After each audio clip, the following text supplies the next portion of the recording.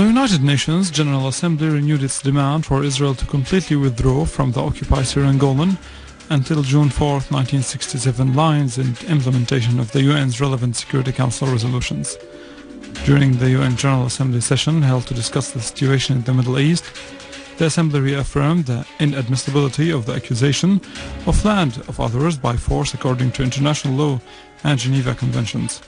Members of the delegations denounced the oppressive Israeli measures in occupied Golan. Syria's permanent representative at the UN, Bashar Jafari, stressed that Syria is determined to liberate Golan fully by all means guaranteed by the international law. Russian Foreign Minister Sergei Lavrov warned of the return of colonialist thinking while some external players dictate their proposals for solving the crisis in Syria and agree on establishing a new regime in Syria on behalf of the Syrian people.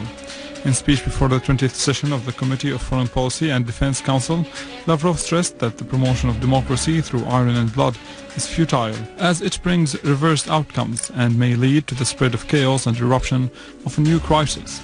He highlighted Russia's stance, which calls for the necessity of agreeing on a base of selected values that may help in establishing a system built on communication of culture. The Syrian permanent representative at the UN, al-Jafari, affirmed that the solution of the crisis in Syria should be political, based on conducting dialogue among the Syrians, led by the Syrians themselves. Addressing the UN General Assembly session, Dr. al-Jafari clarified that the success of any international effort to resolve the crisis in Syria requires from all the states supporting terrorism to halt funding and arming terrorists.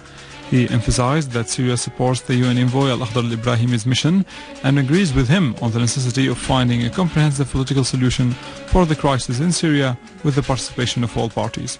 Al-Jafari stressed that there is a real opportunity for resolving the crisis in Syria through supporting Ibrahimi's mission and pressuring the states supporting terrorism to halt arming, funding, training and hosting of terrorist groups and encouraging opposition to reject the comprehensive national dialogue. He referred to the rejection of some member states in the UN Security Council to denounce terrorist explosions that took place in Syria and claimed the lives of many innocent civilian Syrians. The Ministry of Information affirmed that Damascus International Airport works in a regular way. An official source at the ministry said that the road leading to the airport is safe, stressing that the news broadcast by some misleading satellite channels is groundless. On his part, Director General of the Syrian Arab Airlines, Ghaida Abdul Latif, stressed that aviation at Damascus International Airport is running normally according to the schedule.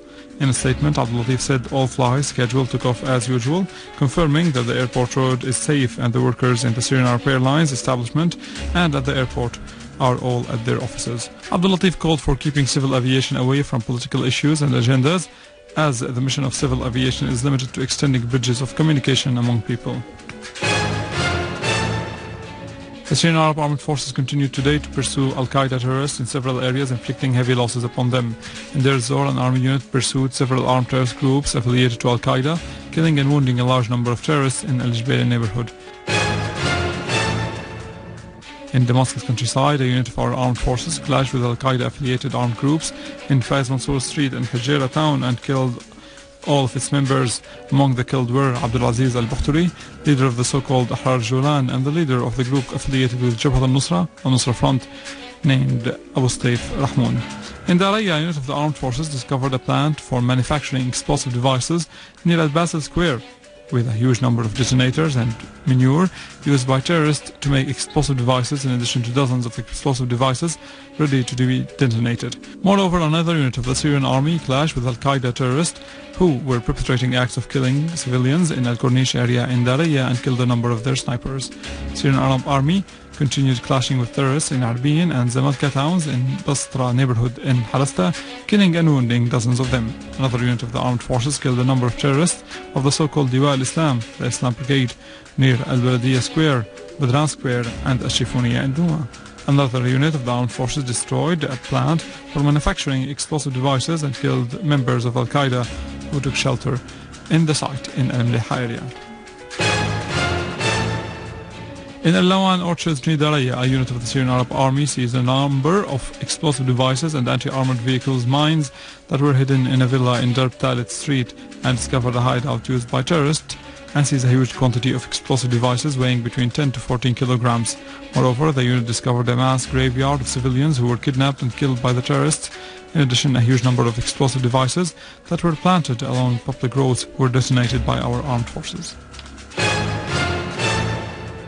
The Lebanese newspaper Al-Akhbar has disclosed the involvement of Saad al-Hariri and Uqab Saqr in providing terrorist groups in Syria with arms, adding that the relation between al-Hariri and the Muslim Brotherhood dates back to 2005 and that Saqr was a leading figure in opening channels for communications between the two parties.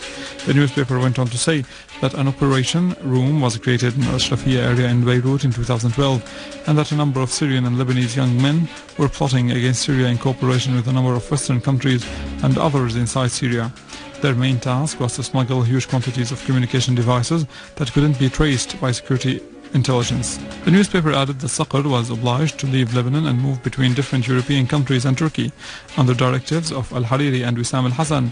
Back then, as an unknown figure, managed to penetrate Saqr's personal computer. From that moment on, the newspaper further added, the conspiracy to smuggle arms into Syria was initiated along with the role played by Saudi Arabia to back the so-called Syrian armed opposition. It is to be noted that the Lebanese OTV channel and the Al-Akhbar newspaper website will broadcast a second part of sound recordings for al-Hariri and Saqr that unveiled their direct involvement in the Syrian crisis and their support to armed terrorist groups in providing them with arms and money.